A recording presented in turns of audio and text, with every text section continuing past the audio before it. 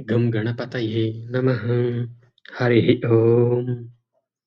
వాల్మీకి రామాయణంలో బాలకాండలో గంగా సరయూ నదుల సంగమ ప్రదేశమున గూర్చియు మలద కరుష ప్రదేశముల ఆవిర్భావము గురించి తాటక నివాసమును గూర్చియు విశ్వామిత్రుడు రామలక్ష్మణులకు తెలుపుట గురించి చెప్పుకుంటున్నాం.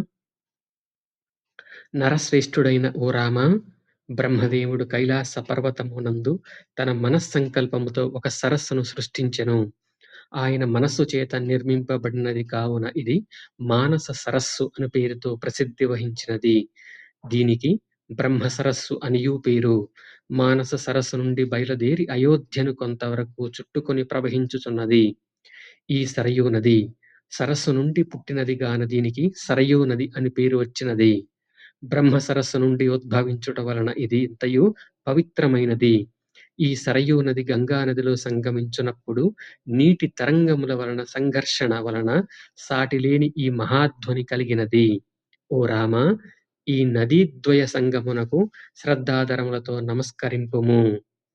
ధర్మవర్తనులైన ఆ రామలక్ష్మణులు ఇరువురును ఆ రెండు నదుల సంగమమునకు నమస్కరించిరి.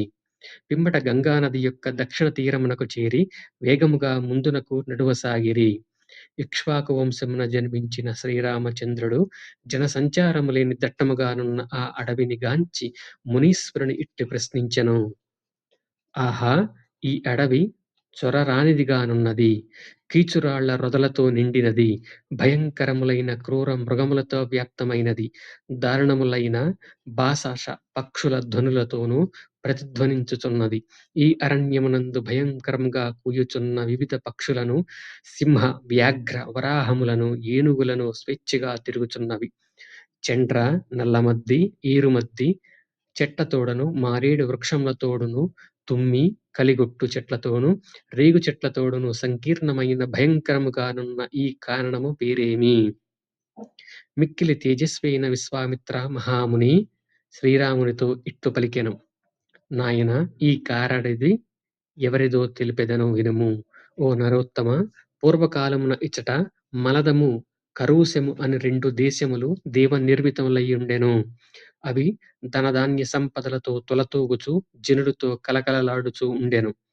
ఓ రామ, పూర్వము ఇంద్రుడు వృత్రాసురుని వధించిన కారణముగా ఆయనకు బ్రహ్మహత్యా పాతకము చుట్టుకొనెను.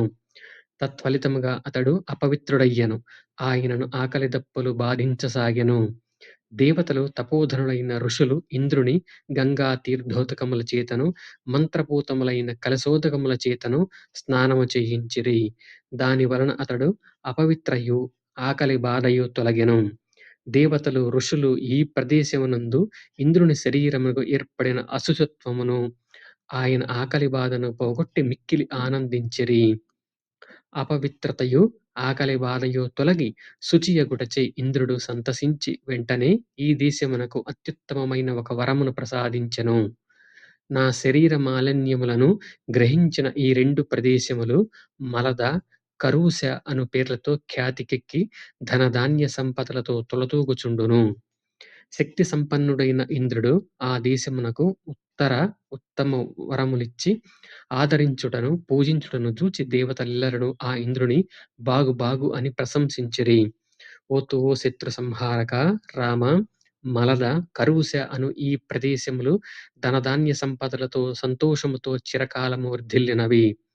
కొంతకాలము తరువాత పుట్టినప్పుడే 1000 ఏనుగుల బలము కలదియు కామరూపిణియు అయిన తాటకయను యక్షిని ఇచట వసించెను. ఆమె బలశాలి అయిన సుందుడు అను వానికి భార్య అయ్యెను. రామ, భయపడకుము, నీకు క్షేమమగును. ఆ తాటకను మారీచుడు అను రాక్షసుడు పుత్రుడుగా కలిగెను. అతడు ఇంద్రుని అంతటి పరాక్రమశాలి. అతని బాహువులు బలిష్టములైనవి. అతడు మహావీరుడు. అతని శరీరము, ముఖము విశాలములైనవి.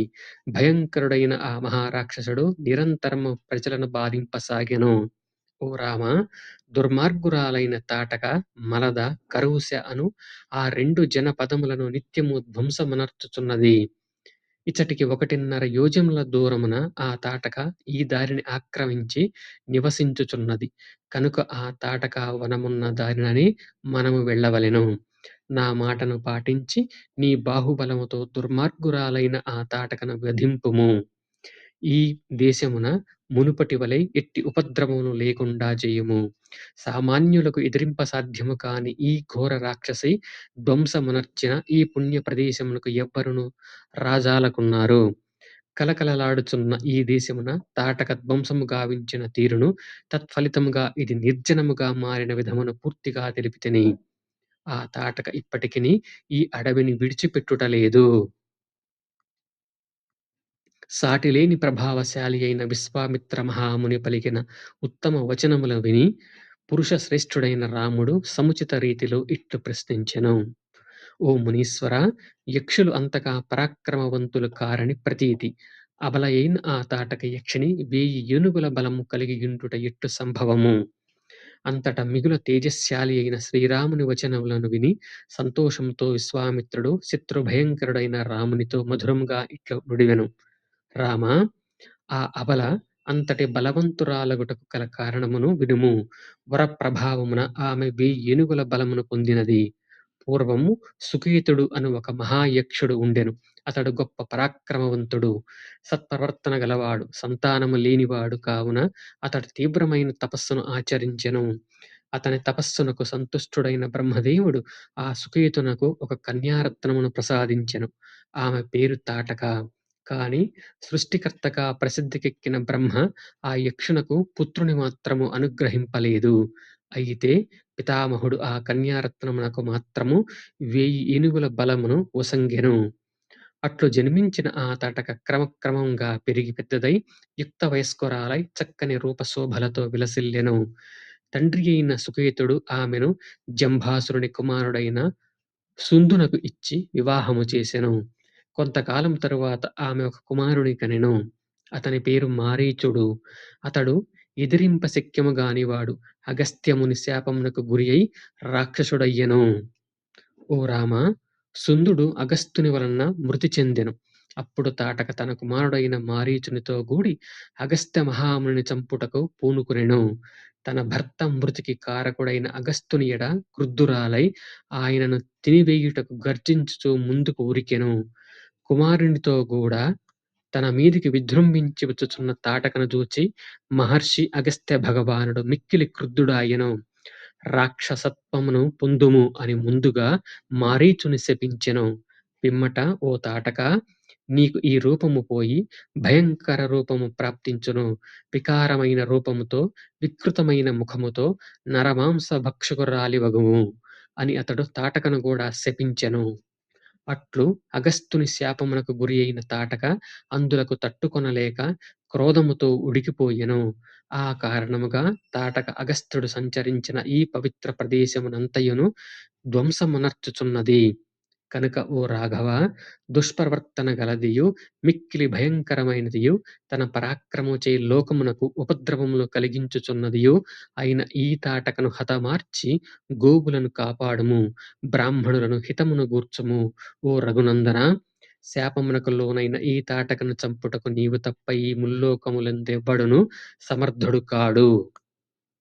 ఓ నరోత్తమ, స్త్రీని చంపుట ఎట్లు అని ఆమె ఎడ కనికరము చూపవద్దు. 4 వర్ణముల వారికిని ప్రజలందరికిని మేలు చేకూర్చుట రాజకుమారుని కర్తవ్యము. ధర్మ పరిరక్షకుడైన రాజు ప్రజల హితమునకై చేయు కార్యము అది క్రూరమైనదా, తద్భిన్నమైనదా అని చూడరాదు. అది పాపకృత్యమైనను, దోషయుక్తమే అయినను దానిని అవశ్యము ఆచరింపవలసినదే. రాజ్యభారమును మోయువారికి ఇది విద్యుక్త నిత్య ధర్మము. కనుక కాకుత్స్థ అధర్మమును ఒడిగట్టిన ఈ తాటకను వధింపుము. ఈమె కృత్యములలో ధర్మము అను మాటకు చోటే లేకున్నది కదా. ఓ రామ, పూర్వము విరోచనుని సుతయైన మందర యనునామె భూదేవిని చంపుటకు పూనుకొనగా ఆమెను ఇంద్రుడు చంపెను అని విందుము. అంతేగాక పూర్వము భృగుపత్నియు శుక్రాచార్యుని తల్లియు అయిన ఉశన అనునామె ఇంద్రాది దేవతలను సంహరించుటకు దృఢవ్రతమును చేపట్టగా విష్ణువు ఆమెను చంపివేసెను. ఓ రాజకుమారా, ఈ విధంగా పెక్కుమంది మహానుభావులు సత్పురుషులు అధర్మములకు ఒడిగట్టిన స్త్రీలను వధించిరి. దీనిని బట్టి అధర్మమునకు పాల్పడినప్పుడు స్త్రీలను కూడా చంపుట దోషముగాదని స్పష్టమగుచున్నది. కనుక ఓ రామ, కనికరము చూపక నా మాటను పాటించి